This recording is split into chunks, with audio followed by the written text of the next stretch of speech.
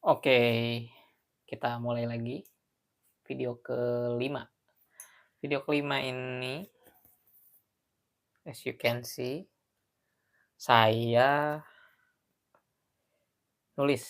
Nulis apa yang mau coba disampaikan. Saya ini adalah orang yang berusia 22 tahun sekarang. Di 22 tahun ini banyak hal yang terjadi tentu saja. Dan saya mau cerita gimana saya bisa nyampe sini.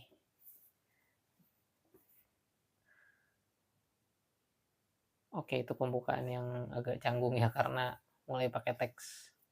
Akhirnya apa yang mau kita sampaikan itu berbasis dari tulisan gitu, yang memang sebelumnya dipikirin gitu.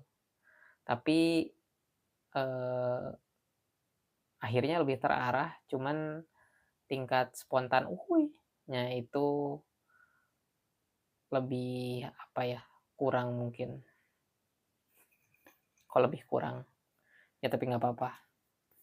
Oke, ini saya nulis di sini jatuh cinta secara epistemologis. Jatuh cinta secara epistemologis. Nah, apa itu gitu. Jadi gimana sih kira-kira kalau keputusan-keputusan yang kita ambil itu berangkatnya dari perenungan gitu. Memang pada akhirnya keputusan-keputusan pragmatis, keputusan-keputusan ekonomis itu sangat mempengaruhi, maksudnya pertimbangan-pertimbangan pragmatis dan ekonomis itu sangat mempengaruhi keputusan gitu. Ya apalagi emosional mungkin ya. Kalau keputusan yang berangkat dari pertimbangan emosional itu kayaknya bukan jadi satu hal yang istilahnya apa ya, bukan sehari-hari gitu, extraordinary gitu. Itu mah setiap kali saya ngambil keputusan kali. Salah bener ya nanti kita bahas. Jatuh cinta secara epistemologis itu kita maknai di sini sebagai perasaan atau yang mempengaruhi kehendak secara, pertimbangan pikiran gitu, cara pertimbangan benar salah. Apa hubungannya sama apa yang mau kita bahas? Yaitu saya sekarang berkuliah ya, berkuliah sebagai mahasiswa semester 6 di salah satu perguruan tinggi swasta yang jurusannya itu pengembangan masyarakat Islam. Pengembangan masyarakat Islam, fokus skill-nya itu lebih pada memahami teks ajaran agama ya, teks ajaran agama Islam, spesifiknya Al-Quran. Jadi itu kira-kira, apa yang saya di mana dan apa yang saya pelajari. Krisis remaja ngebawa saya ke perjalanan ini ya. Krisis remaja apa sih gitu. Ketika saya dulu sekolah menengah kejuruan, saya SMK, itu saya ketemu di momen di mana mungkin lumrah ini terjadi di sebagian remaja. Pada kasus saya, itu tersandung di antara beberapa pilihan, yaitu mau jadi apa setelah lulus, itu pertanyaan besarnya. Mau jadi apa kita pasca lulus nanti gitu, atau minimal apa yang mau kita lakuin sekarang supaya nanti pasca lulus itu kita udah tahu mau ngapain. Basically tujuan mungkin ya. Nah, ketika nemu tujuan ini, itu kan hal yang paling dekat itu adalah kebutuhan ya. kebutuhan untuk apa, banyak. Kebutuhan untuk bertahan hidup yang dasar, terus kebutuhan untuk, ya bisa aman mungkin, kalau konteksnya remaja kan bukan cuman hari ini makan, tapi besok juga masih bisa makan. Saya kira sih 2 hal ini itu bisa bisa dipenuhi ketika kita masih tinggal sama orang tua. Nah, akhirnya yang selanjutnya itu ada kebutuhan untuk, ya mungkin dicintai, dihargai ketika kita eksis di kehidupan sosial gitu. Itu juga salah satu bagian dari kebutuhan di atas kebutuhan dasar ya teman-teman. Yang paling akhir itu kebutuhan eksistensial mungkin, aktualisasi diri. Nah, variabel ini yang nantinya mempengaruhi keputusan mau jadi apa setelah lulus. Di situ saya dihadapkan banyak hal sebetulnya. Mungkin ya awalnya diperlihatkan, terus dikenalkan dengan hal-hal ini gitu. Kemudian nantinya hal-hal ini yang awalnya cuma diperlihatkan, itu justru jadi pilihan yang saya harus ambil gitu keputusannya.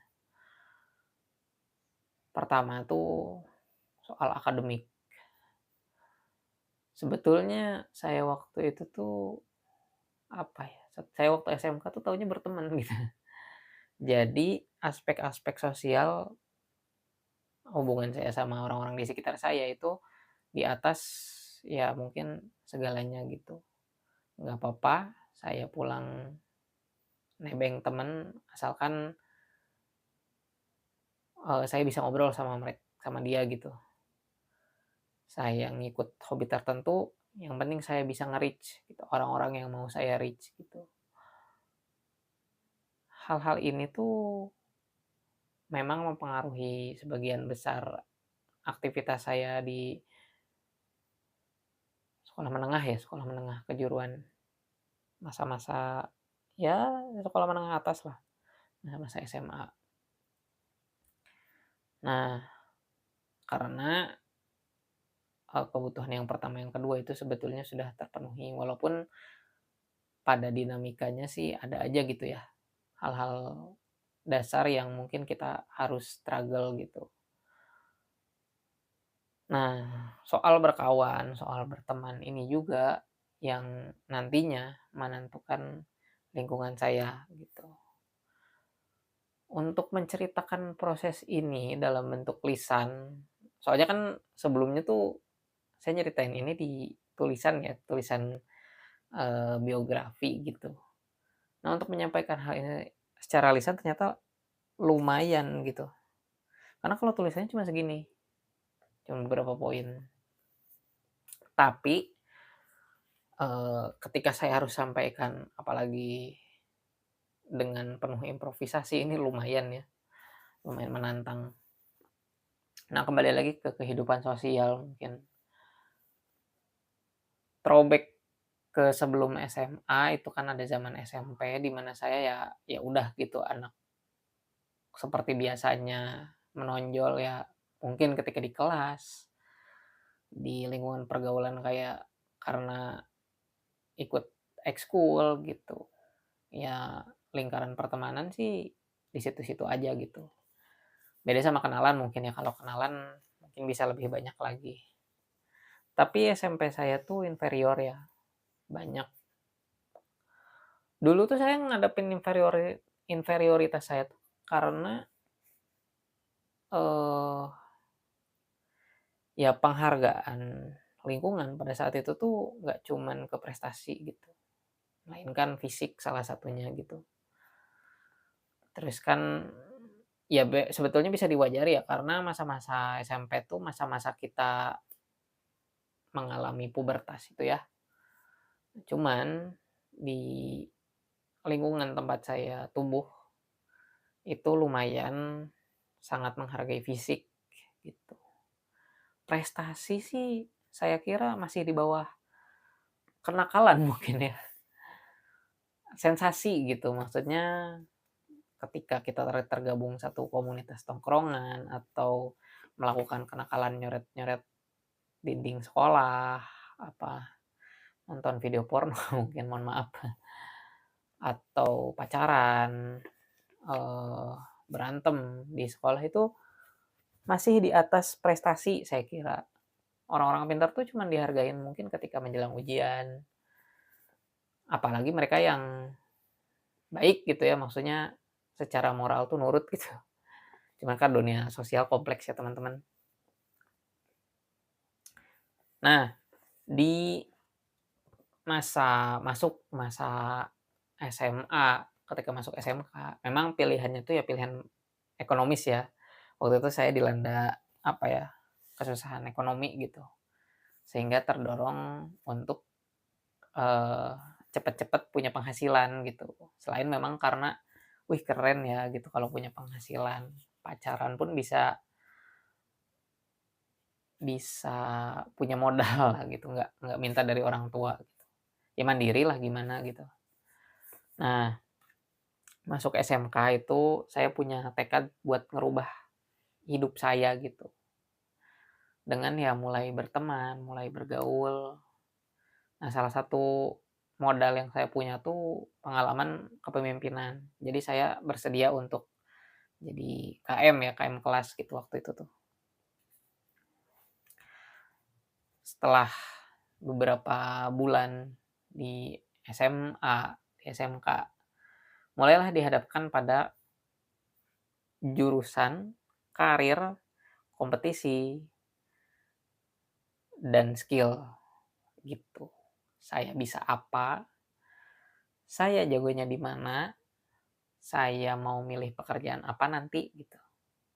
Dan ini tuh berhubungan sama jurusan yang saya ambil ya di SMK ya, komputer gitu. Pertama ya sesederhana saya minat komputer, terus masuk SMK karena ingin cepat-cepat dapat penghasilan gitu. Jadi ini saling ketemu, walaupun pada saat saya nulis jurusan ya, ya udahlah yang pertama ke-notice di kepala aja gitu. Oke, ketika ya masa-masa awal mungkin saya jadi punya banyak temen, saya jadi deket banget sama lingkungan kelas. Punya teman-teman kelas di SMK itu salah satu hal yang saya syukuri karena ini support system pertama dan yang lumayan bikin saya percaya diri bahwa saya bisa punya banyak teman gitu.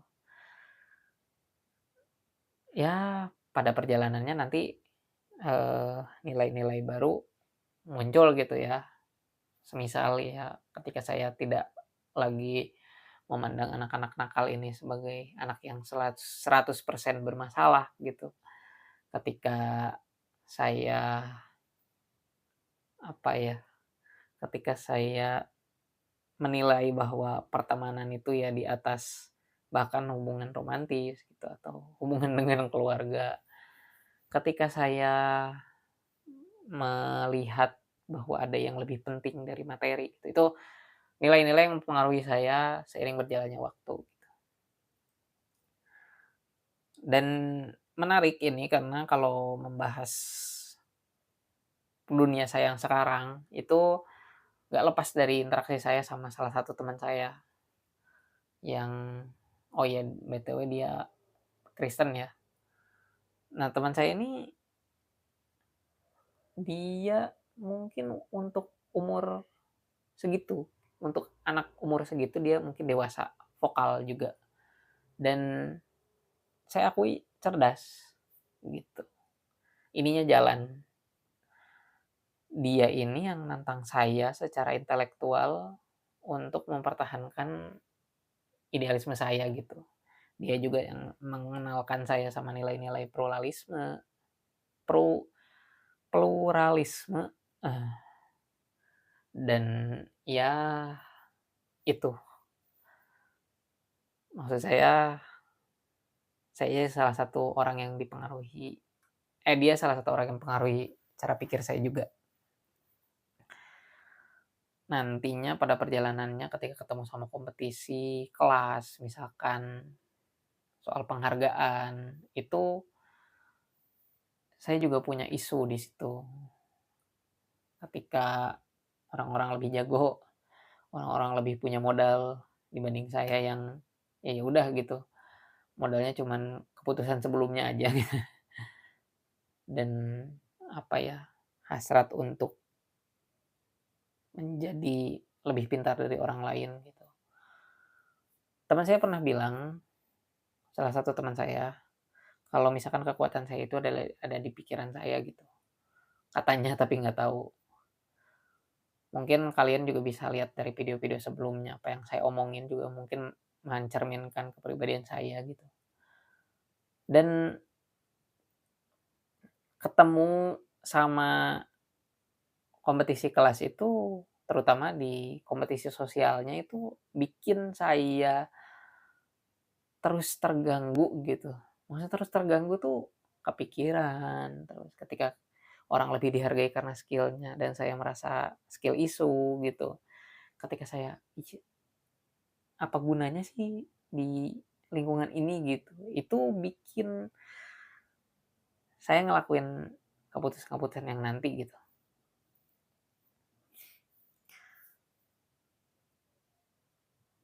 Mungkin itu ketika ini ya, SMA, SMK. Ini serius, nggak segampang nyeritain ke orang gitu ketika ditanya gitu. Ngomong di depan kamera tuh butuh effort lebih. Tapi nggak apa-apa kita terus aja. Nah, sampailah saya ketemu sama lingkungan yang saya kira pas ya. Karena kan saya dulu cukup sering ikut kegiatan sosial keagamaan, terus intelektualitas saya terbentuk ketika awal SMA, SMK. Saya senang diskusi, debat mungkin mungkin ya karena sekarang tuh nganggap perdebatan tuh agak sebelah mata saya tuh. Dan ini juga yang nantinya bisa menjawab keresahan saya soal karir sih, gitu. Jadi saya ketemu satu lingkungan yang mengedepankan apa, nilai-nilai ya, mengedepankan nilai-nilai. Ketika saya dihadapkan sama pilihan karir, itu nilai-nilai baru masuk, di mana ya ada loh hal yang lebih bernilai dari uang. Karena dulu SMK tuh money oriented juga sih, pengen apa-apa tuh diuangin gitu. Skill, saya bisa ngedit diuangin, saya bisa ngedesain diuangin, saya bisa bantu teman apa gitu, misalkan ngenalin dia ke seseorang, diuangin. Capitalize lah, apa-apa capitalize gitu. Saya kapital, kapitalis. Jadi itu mungkin ketika ketemu lingkungan itu. Dan saya juga tersandung waktu itu sama satu lingkungan juga, lingkungan di sini itu kelompok kreatif gitu. Dan ini juga mungkin waktu itu ngasih saya gambaran masa depan, oh saya juga kan begini tuh karena salah satu kesukaan saya ya bikin sesuatu gitu ya, konten. Nah, lingkungan ini tuh arahnya nanti ke ya materi, kesenangan, entertainment gitu, dan lain sebagainya. Sementara yang satu, itu nilai-nilai sosial, kemanfaatan gitu, intelektualisme. Di samping saya juga yang tergabung ke salah satu startup rintisan gitu. Teman saya yang Kristen itu tadi, itu salah satu foundernya. Kita juga sempat ngewacanain masa depan di situ gitu, di startup rintisan itu. Dan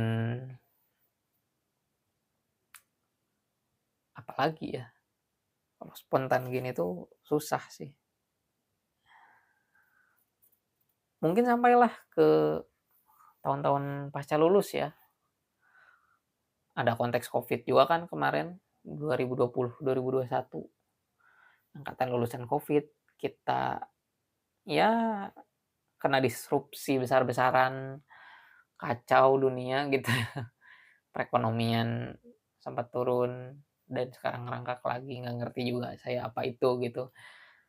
Pada saat itu sih saya cuman mikirin diri saya, mau kemana saya ini gitu. Sering lebih sering ngobrol sama orang tua, sesering konfliknya juga gitu. Ya curhat ke teman-teman deket gitu.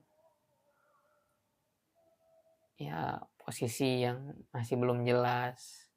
Nah tapi saya udah punya intuisi lah gitu. Saya pokoknya harus ngambil beasiswa.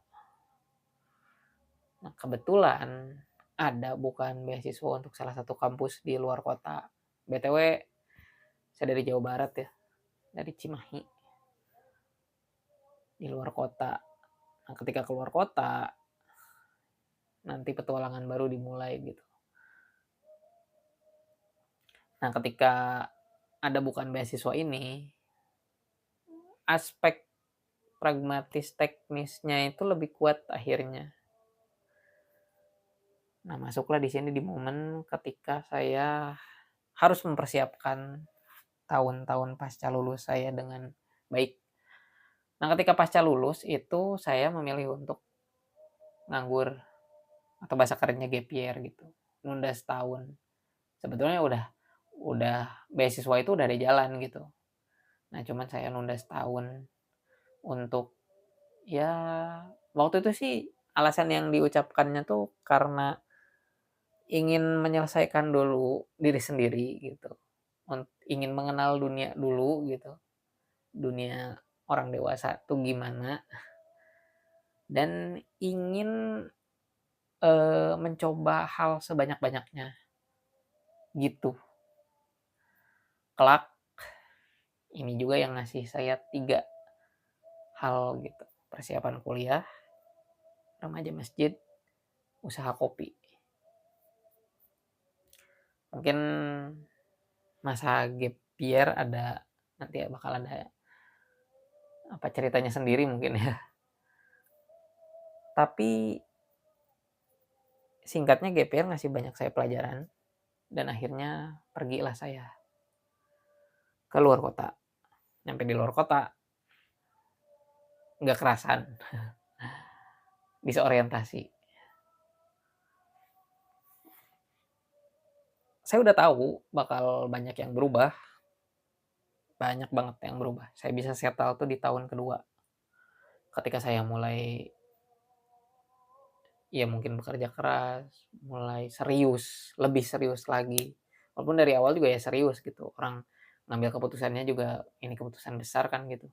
Buat saya umur segini pada saat ini. Nah, akhirnya saya ninggalin dunia SMA saya. Teman-teman, bidang yang saya tekuni sebelumnya, BTW ya, bidang yang saya tekuni sebelumnya tuh di desain grafis gitu. Di desain grafis, di pemrograman, teknologi, saya tinggalin itu, pindah ke sosial. Saya yang ya sebelum kuliah belajar-belajar filsafat, karena saya memang suka juga ya. Makanya di awal saya bilang jatuh cinta secara epistemologis. Karena semua ini tuh ya terjadi di alam ide gitu sebetulnya. Maksudnya akar dari semua ini tuh ya dari pilihan intelektual lah gitu. Mungkin nanti ada cerita sendiri juga ketika saya ngalamin krisis gitu ya. Banyak sih sebenarnya kalau ngomong krisis gitu. Terus juga gimana sih ketika saya nemuin mimpi nanti. Nah, oh iya ada babakan yang belum terceritakan juga. Ketika milih karir, singkat cerita saya suka karir sebagai konseptor gitu. Orang yang merancang, yang, eee, terjun ke arena pertarungan pemikiran, orang yang creating sesuatu gitu. Itu saya pengen jadi yang kayak gitu. Selain karena memang udah suka pemikiran juga kan. Akhirnya sampailah saya di perkuliahan ini gitu, untuk lulus nanti sebagai seorang konseptor. Nah, nanti pada perjalanan kuliah tuh geserlah tuh, pemikir, konseptor, pembelajar, akademisi, periset nantinya. Terus saya juga ketemu dunia sosial lebih nyata lagi ya. Ya itulah masa-masa ketika saya disorientasi, itu mungkin selanjutnya. Tapi itu dia, ketika saya jatuh cinta secara epistemologis gitu, ketika saya milih pilihan, nentuin pilihan, menghitung pertimbangan, apa saja yang berpengaruh, cerita saya ketika masa kuliah, segala hal yang ngacak inilah pokoknya. Saya cuma mau bilang bahwa saya ada di sini pada saat ini, itu karena pilihan epistemologis. Nggak keren sih ini, nggak kelihatan intelektual juga. Cuman emang bukan karena, ya ikut gengsi, bukan ingin terlihat keren juga sebetulnya, karena aspek pengen lulus mandiri mandiri nggak ngebebanin orang tua, terus kabur dari rumah, terus, ngambil beasiswa gitu, beasiswa untuk ngebiayain hidup saya sampai nanti saya ketemu pekerjaan mapan tuh, itu lebih besar sebetulnya dari pertimbangan epistemologi saya gitu. Tapi yang namanya pencerahan atau kebenaran yang saya kejar, itu jadi titik awal sekaligus apa yang mau saya capai nanti gitu. Walaupun nanti bakal kita lihat ada dialektika sama kenyataan-kenyataan ya. Katanya kesimpulan. Ya udah nggak apa-apa. Itu aja mungkin ini skrip yang ada. Thank you.